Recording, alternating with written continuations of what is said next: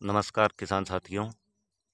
आज आपको अनार की बागवानी में तने के ऊपर चढ़ रही दीमक व अन्य रोगों से कैसे रोकथाम करें, आज हम जो आपको एक तरीका बता रहे हैं, अगर वो उपाय आपके बगीचे में आप कर लेते हैं तो आपके पौधों में कई तरह की ऐसी बीमारियां जो ज़मीन से तने के सहारे ऊपर चढ़ कर पौधे को नुकसान करती हो। एक मुख्य बीमारी आजकल बगीचों में बहुत ज़्यादा पसर रही है, उससे किसान बहुत परेशान हैं और बगीचों को उखाड़ ही रहे हैं। वो अंधाधुंध रसायनों का प्रयोग करते हैं, फिर भी उनको परिणाम नहीं मिलता। हताश होकर आखिर बगीचों को उखाड़ कर फेंकना पड़ रहा है। ऐसा नहीं कि समाधान नहीं है, समाधान आने वाली बीमारी का हर तरह का समाधान है, पर अधिक डोज या कम डोज या किस समय देना, सही समय पर रोग कीट की पहचान न कर पाना, इस वजह से किसान परेशान हो जाते हैं। आप जो ये अनार के पौधे का तना देख रहे हैं मोबाइल की स्क्रीन पर, बीच वाले तने के ऊपर आप देखिए रेत लगी हुई है, ये दीमक की रेत है। पहला मेरा आपसे निवेदन, आपके भले ही 2 पौधे हैं, 2000 पौधे हैं या 20,000 पौधे हैं, जो पौधा जो पेड़ आपका खड़ा है उसमें 4-5 शाखाओं से अधिक नहीं रखनी चाहिए। जैसे कि मैं आपको दिखाने का प्रयास कर रहा हूँ, यह अनगिनत शाखाएं हैं।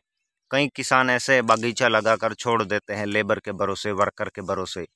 वो न तो समय पर वाटर सूट निकालते हैं, न ही पौधे के ऊपर आने वाले रोगों की पहचान कर पाते हैं, और न ही समय पर कीटनाशकों का उपयोग करते हैं।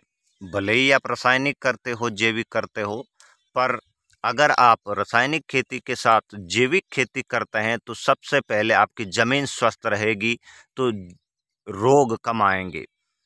उत्तम स्वास्थ्य ही पहचान है कि रोगों से लड़ने की क्षमता उसमें होती है। अगर आपके पेड़ में दीमक आ रही है, जैसे कि आप देखिए, मैं खुरेच कर आपको दिखा रहा हूँ, ये सब यहाँ दीमक इस सूखे तने को खा गई है। ये धीरे धीरे पूरे पौधे पर पसर जाएगी और बाद में किसानों को केवल मन महसूस कर पछतावा ही हाथ बचेगा। इससे बचने के लिए आप जब भी प्रूनिंग करवाते हैं, प्रूनिंग के बाद जैसे कि तना साफ हो जाता है, पीछे देखिए आप, एकदम तना साफ है। इतने तने भी नहीं होने चाहिए, 3 से 4 शाखाएं ही रखनी चाहिए ताकि पौधा अच्छा विकास कर सके। अतिरिक्त शाखाओं को निकाल देना ही उचित रहता है। अगर आपके पौधे में इस प्रकार दीमक या जमीनी कीट ऊपर चढ़ते हैं तो इसकी रोकथाम एक है इस प्रकार, आप चूना और नीला थोथा का गाढ़ा पेस्ट बनाएं और जो पेंटिंग वाला ब्रश है उससे आप हाथ में ग्लव्ज लेके इन तनों को जमीन से आधा फुट चूना तक पोत दें, आधा फुट तक आप नीला थोथा पोत दें। अगर आप दोनों मिलाकर पोत देते हैं तो जमीन से आने वाले कीट पौधे के ऊपर नहीं जाते। कहीं जैसे कि ये अंग यहाँ से कटा हुआ है, नीला थोथा कॉपर ऑक्सीक्लोराइड ये फंगीसाइड है।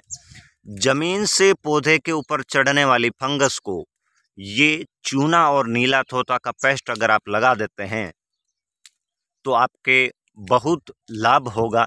जैसे कि आप सरकारी ऑफिसों के, सरकारी कार्यालयों के आगे बड़े बड़े पेड़ होते हैं नीम के और कहीं, तो आप वहाँ देखते होंगे 2 कलर उन पेड़ों के तना के ऊपर किए होते हैं, गेरुआ रंग और एक सफ़ेद कलर। ये दीमक न जाए, उस पौधे को किसी प्रकार का रोग न लगे। अगर आप सीओसी भी नहीं कर पाते पूरा, कोई दिक्कत नहीं, आपको चूना हर जगह मिल जाएगा। चूना ले आएं और गेरू, जिसे लाल मिट्टी कहते हैं, अक्सर आम भाषा में इसको रजमी कहा जाता है, आप दोनों का अलग अलग पेस्ट बना लें। दोनों का अलग अलग पेस्ट बना के नीचे जमीन से आधा फुट तक चूना का घोल चारों ओर तने के कर लें, उसके ऊपर आप गेरू का कर लें। अगर अलग अलग नहीं करते तो दोनों को मिक्स करके भी तने के ऊपर आप गाढ़ा पेस्ट चढ़ा दें, जिससे कई तरह की ऐसी बीमारियां आपके बगीचे में नहीं आएगी। धन्यवाद।